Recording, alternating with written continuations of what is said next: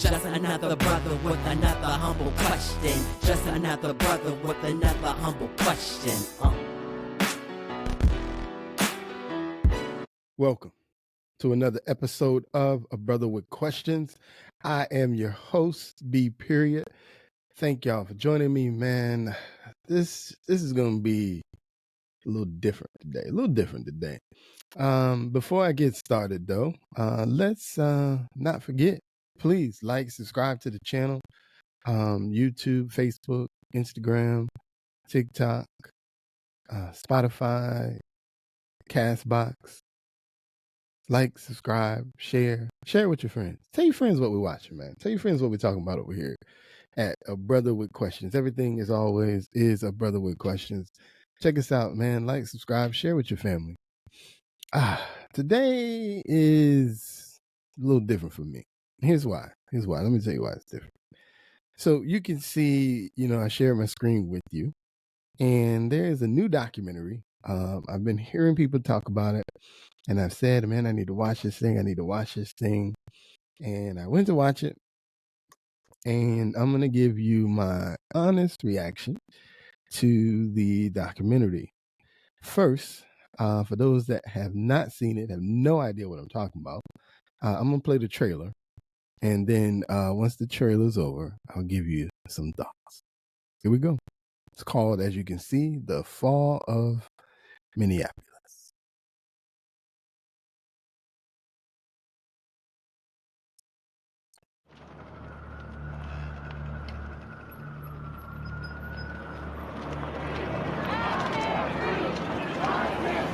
The murder of George Floyd. Murder and manslaughter. The murder of George Floyd. Peaceful protest overnight in the Twin Cities. They've been very peaceful. The crowd continues to be peaceful. 8:46, 8 minutes and 46 seconds. 9 minutes and 29 seconds. Actually, 8 minutes and 46 seconds.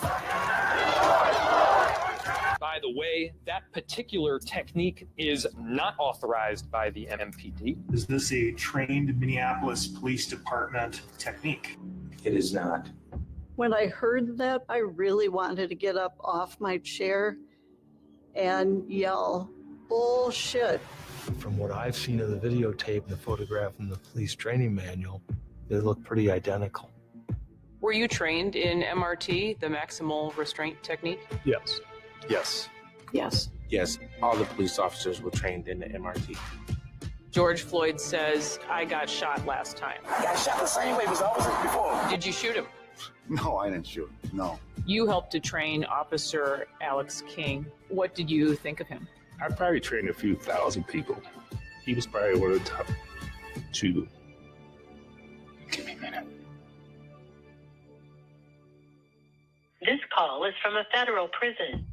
Hi, Derek, it's Liz.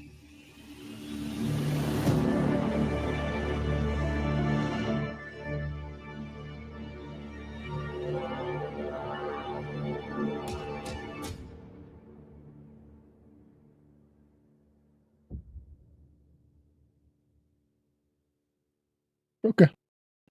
So that's the trailer.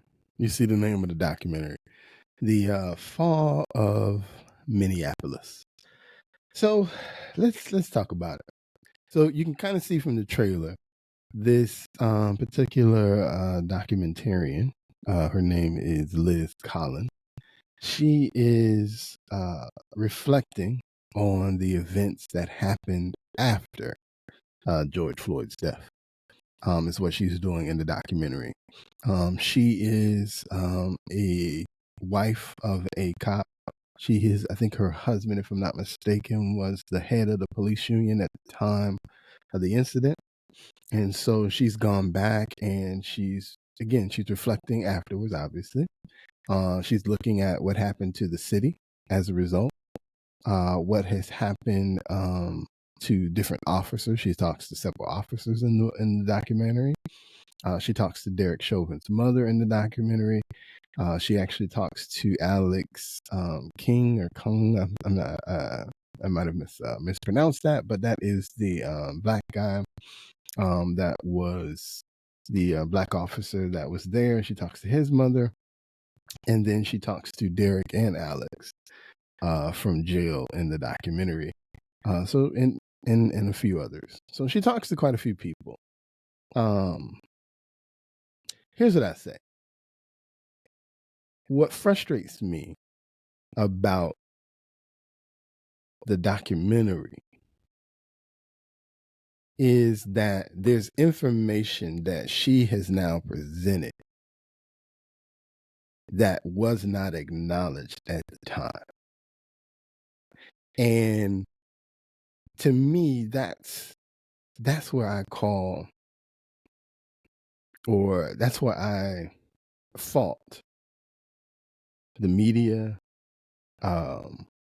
people, when we present a narrative that leaves out the truth. And what I mean by that, because I can hear people now, as I said that, people are like, what, the truth that he put his knee on George Floyd's neck? Watch the documentary. But no, I'm talking about the truth of all of the facts that were true at the time of the incident. And so what I mean by that is there's footage from the police cam that she has in her documentary that weren't in the trial. And so to me, that's a red flag. Like, why is it this documentary can get police footage that they didn't even see in the man's trial? Because it makes me ask a question. The type of person I am, I'm gonna ask some questions like, well, why didn't they show that during the trial? If it's supposed to be fair and balanced, why isn't footage of the incident not in the trial? To me, it causes a red flag. And so even if everything else is true, the fact that there's evidence that you refuse to put in causing question mark everything that you did. The fact that MRT, you heard them talk about it in the trailer. MRT is, if you watch the doc, they explain it. It stands for maximum restraint technique. And then they even show in the documentary, they show the training manual that advises when you have and this is how it's spelled out. Now, I might be paraphrasing, but if you watch the documentary, you can read it because they literally show the pages. But it describes how when you have a suspect that is not being cooperative, they use this MRT technique to restrain the suspect until the until the ambulance arrives. And so, again, I'm not here to free anybody. I'm here to just talk about the facts that were presented. So when you think about the idea that, number one, they acknowledge that the ambulance was called, but then here, the police chief at the time on the stand denied that this MR technique was ever in the training manual. But in the documentary, they break out the training manual. They show where this technique is applied and when this technique should be used in the Minneapolis training manual.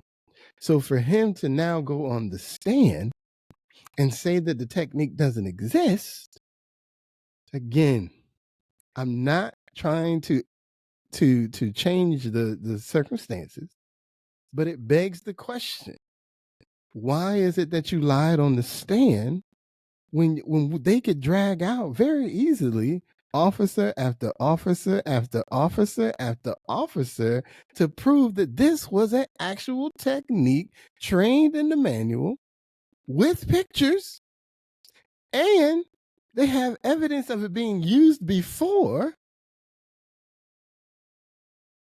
but yet the chief of police got on the stand and said nobody does this and nobody's ever taught anybody to do this. It brings into question, to me, everything else you have to say, because if everything is on board, there's no reason to lie. There's no reason to trot you up on the stand to literally say a lie. What? Because it doesn't fit a narrative? Because if you admit on the stand that you trained officers to do this technique, that it's now going to change the opinions of other people's minds and hearts about what actually happened? Maybe it does, maybe it doesn't. But why lie? Because when you lie, it brings everything else you have to say into question. Especially when it's so easy to prove the lie wrong. Of course, in the trial, they orchestrated it. They tried to bring this evidence in the trial. The judge said, no, we're not using this evidence in the trial. Which is even more like, what are we doing? So you can bring the training manual. You can show the pages in the training manual where the technique is supposed to be used. And the judge goes, no, we're not. No, we're not doing that. What? Even when you go back and you look at the autopsy reports, there's just so much evidence of storytelling that were used in this particular case. It begs the question, if everything is on board, why do we have to commit to a story? Why can't we just tell the truth? Isn't that what your mama taught you? Tell the truth. Shame the devil. No. Why is it that we find, and this is a consistent theme too. That's what I hate. I'm all for proving that a person, whether they black, white, whatever, if you are a person of authority and you commit an act, an egregious act, an act that is illegal against someone who you are supposed to be managing and control of, in this case, we're talking obviously about police and, keeping serving people, making sure the public is protected, doing their job. If you do something wrong, I'm with you. I'm standing right there talking about how you need to be punished for your crime. But when you, or when the prosecution, or when the media, or when people in control begin to manipulate the facts to make the story sound better, because when they tell the whole truth, they leave open holes of questions that they don't want. So they eliminate information to ensure that point A leads to the point B that they want. That's when I got a problem. Because then you are perpetuating a narrative that doesn't hold up to the facts. Then you open the door for all those people who are already skeptical about your motives, about what happened in the incident. When you purposely leave out truths and facts, then it opens the door to show other people, see, I told you can't trust. And it's that right there that upsets me. If let's just tell the truth and let the facts fall where they may. If that was a technique that they train people to use, let's argue about the merits of did he use it correctly. Let's not argue about the merits of whether it was supposed to be used in the first place. Let's tell the truth. Because sometimes you get trained on something and then when you go to execute it, you don't do it right. And then now you need to be corrected. What, in this case, because that may not lead to second-degree murder and 20 years of and 20 years in the penitentiary? Maybe because it only leads to 5, that's a problem? Because I'm with you. There's something about that situation that did sound fishy. But if the technique is department policy,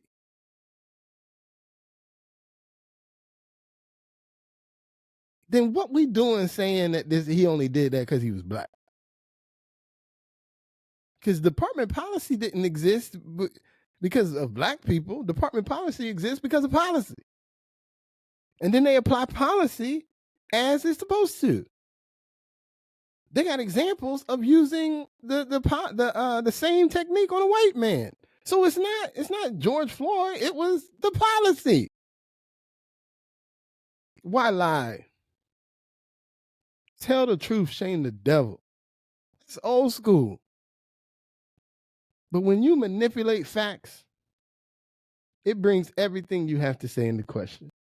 And right now, after watching that documentary, and I encourage you to watch it too. And I'm not saying, again, I'm not here to free Derek Chauvin. I'm not here to exonerate all the officers involved in the situation. But I am here to say there's some questions that need to be answered. And unfortunately, the trial that we saw of Derek Chauvin, and then the other 3 gentlemen just took a plea deal because they saw what happened to Derek Chauvin. They were like, man, I ain't trying to be that dude. So they took plea deals. But it's clear that we didn't see all the evidence after watching this documentary. It's clear that the jury didn't see all the evidence after watching this documentary. So for me, I walk away from this, and I'm simply asking a question. Did we get the truth?